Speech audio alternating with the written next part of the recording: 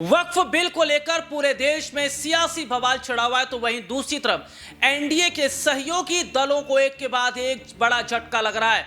और एक बड़ी खबर अपने दर्शकों को हम यहां पर बता दें कि क्या वाकई आरएलडी अब बीजेपी का साथ छोड़ने की तैयारी कर रही है और क्यों एनडीए के सहयोगी दल अब उत्तर प्रदेश में बीजेपी का साथ छोड़ समाजवादी पार्टी की तरफ जाने पर मजबूर हो गए हैं। और जिस तरीके से एनडीए के जो सहयोगी दल हैं उनके तमाम कई बड़े जो चेहरे हैं वो पार्टी को छोड़ रहे हैं, इससे उन्हें नुकसान हो रहा है। दरअसल हाल ही में क्या देखने को मिला कि बिहार के अंदर जेडीयू पार्टी के अंदर 4 बड़े मुस्लिम चेहरों ने जेडीयू का साथ छोड़ा और वो आरजेडी में शामिल हो गए, यानी कि लालू की पार्टी में, क्योंकि बिल के समर्थन में नीतीश थे और बिल के समर्थन में जयंत चौधरी थे, इसलिए उनके एक बड़े चेहरे ने पार्टी को छोड़ दिया। वक्फ बिल पर जयंत चौधरी की पार्टी रालोद में बगावत, महासचिव साजेब रिजवी ने जो है पार्टी छोड़ दिया। वक्फ बिल पर जयंत चौधरी की पार्टी राष्ट्रीय लोकदल रालोद में बगावत हो गई। रालोद के प्रदेश महासचिव साजेब रिजवी ने संसद में वक्फ बिल का समर्थन करने के जयंत चौधरी। अस्सलाम वालेकुम दोस्तों, आज अहम मुद्दे पर आपसे चर्चा करूंगा। चर्चा ये है, जिस पार्टी को मुसलमान मुख्य धारा में लेकर के आए, आज मुसलमानों के खिलाफ जो कानून बन रहा है वक्फ का, उसमें जयंत चौधरी साहब ने अपनी सहमति जताई। मैं बड़े मन से कह रहा हूँ, जो सेकुलरिज्म की बात करते थे, आज मुसलमानों की बदौलत यहाँ तक पहुंचे, आज सरकारों में बैठे हैं। आज मुसलमानों ने अपने आप को ठगा महसूस किया, क्योंकि बहुत ऐसी चीजें हैं।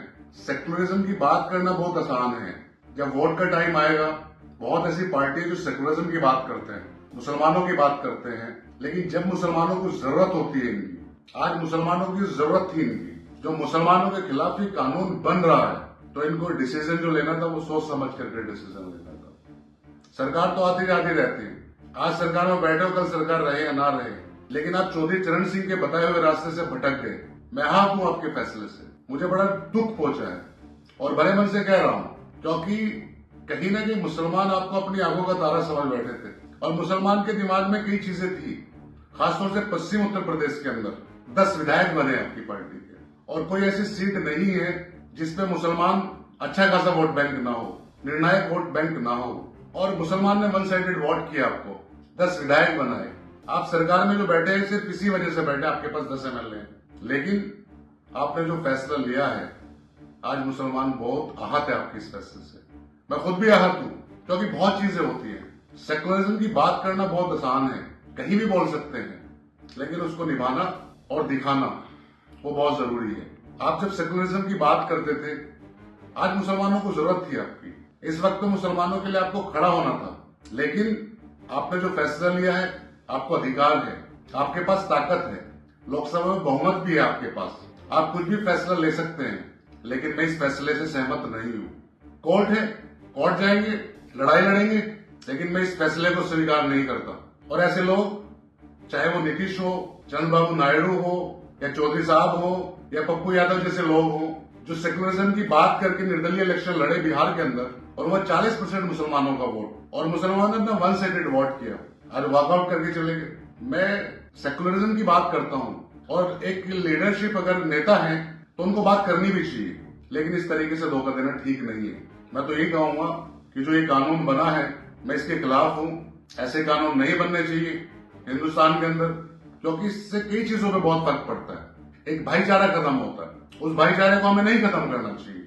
सबसे बड़ी बात यह है कि मैं बड़े मन से आज राष्ट्रीय लोकदल से इस्तीफा देता हूं, पार्टी का प्रदेश महासचिव हूं, और पार्टी के जो सदस्यता है उससे मैं आज इस्तीफा देता हूं। और मैं तो यही कहूंगा, कोई भी ऐसे लोग, कोई भी ऐसी पार्टी हो, चाहे वो बड़ी पार्टी हो चाहे छोटी पार्टी हो, जो आपके साथ ना खड़े हो, तो आपको उसको छोड़ देना चाहिए, उसके साथ नहीं रहना चाहिए।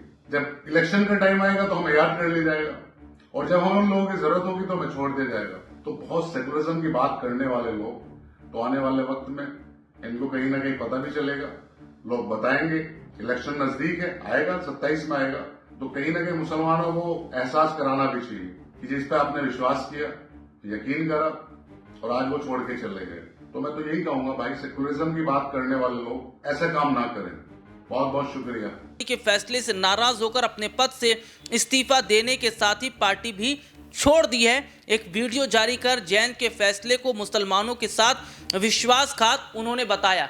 तो ऐसे में देखा जा रहा है कि बहुत बड़ा जो नुकसान है वह एनडीए के सहयोगी दलों को भी हो रहा है, क्योंकि उनके पार्टी में कई बड़े जो मुस्लिम चेहरे वे पार्टी का साथ लगातार छोड़ते चले जा रहे हैं। और ऐसे में अगर यही हालात रहे तो मुसलमान जो वोट बैंक है एनडीए के जो सहयोगी दल हैं वे नहीं बना पाएंगे। तो ऐसे में ये देखा जा रहा है कि क्या आरएलडी अब बीजेपी का साथ छोड़ देगी, क्या एनडीए से वे अलग हो जाएगी, क्योंकि जिस तरीके से